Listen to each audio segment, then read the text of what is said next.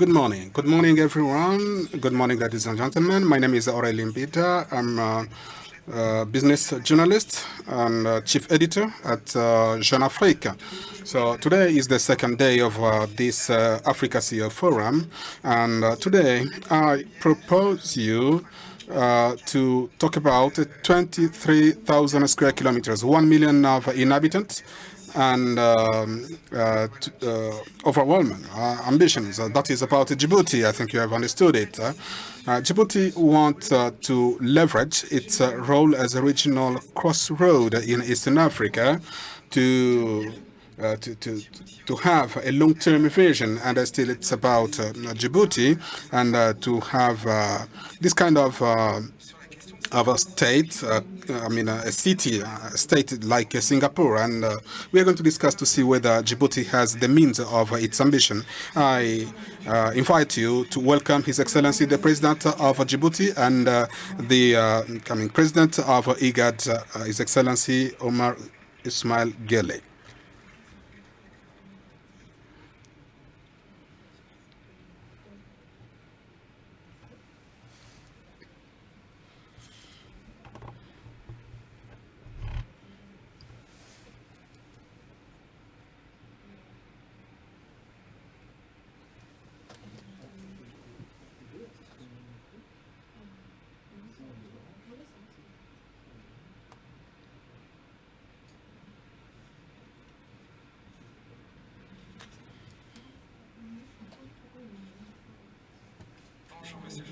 Good morning, Mr. President. So now we are going to start very soon. Just like I was saying, I'm talking about the surface area, but also the geographical situation of Djibouti. Djibouti, given its geographic location, it is also the way of 30% of world traffic. So it is, in fact, the gateway to East Africa. And Djibouti also has a major role to play in the definition of the rules of the game. Djibouti can define the rules of the game regarding intra-Africa trade and the African continental free trade area. Now, how Djibouti is getting prepared in this regard?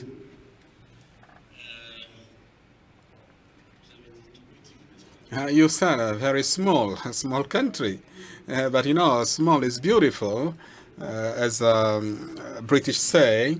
So we are a small country indeed, geographically speaking, but very well located geographically, and we are aware of our responsibilities, and a country that tries to understand its place in and to play its role in the international architecture, as its role as a facilitator of security missions, but also business activities, and a country that nurture relationships with the entire world.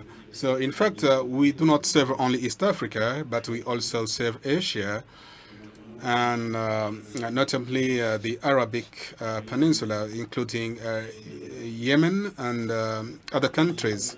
So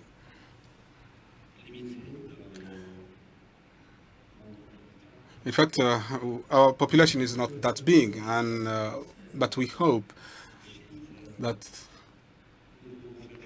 with that figure, that population, we are able to do something and to play our role in business relations, logistical relations, but also in security relationships. So now, what have you put in place in Djibouti, or what are you putting in place so as to strengthen those relationships? Okay, first of all, we have transit and logistical regulations. We have invested heavily in the free, in the international free trade zone in Djibouti, but we have also services to provide to all boats that are transiting through our country, support in terms of fuel, in terms of repair, boat repairs, but also in terms of the of the presence in our country of all institutions that are responsible for international trade. Now, do you think that in terms of international trade that we have done enough, or we still need to do more? We can do more, but all depends on the trade situation and also the flow of commodities. Now, currently, we are developing what we call the air-sea system and the sea-air system. That means that we are trying to facilitate commodities flow in countries in the region, and this in partnership with China and all other countries that are involved in African and as well European trade. Thank you very much. So we focused more on the logistics and port activities so as to develop economically. And for that, we need diversification as a trade crossroad. You know, your country, that is what it is. We can compare you with Durban in South Africa or with Lomé in Togo.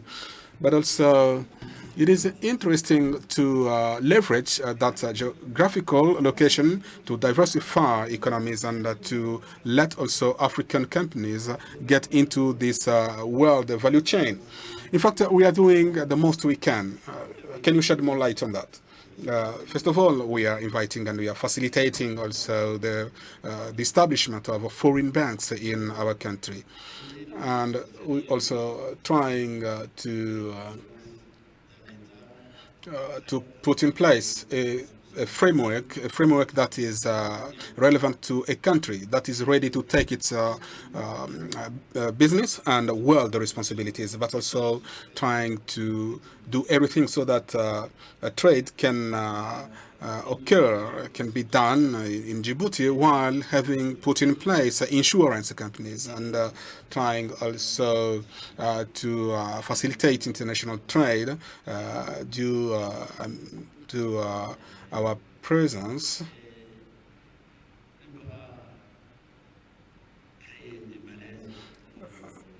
and so as to make sure that international trade is seamless. Can you have an example? Because I know that you do not have enough time, but can you just try to shed more light through an example of something that you have put in place in terms of economic diversification? I can guess that you think that we have ports, and that is the case. We have ports. We have also international agencies and spaces where everyone can meet. I mean, Europeans, Chinese, and also Arabic countries.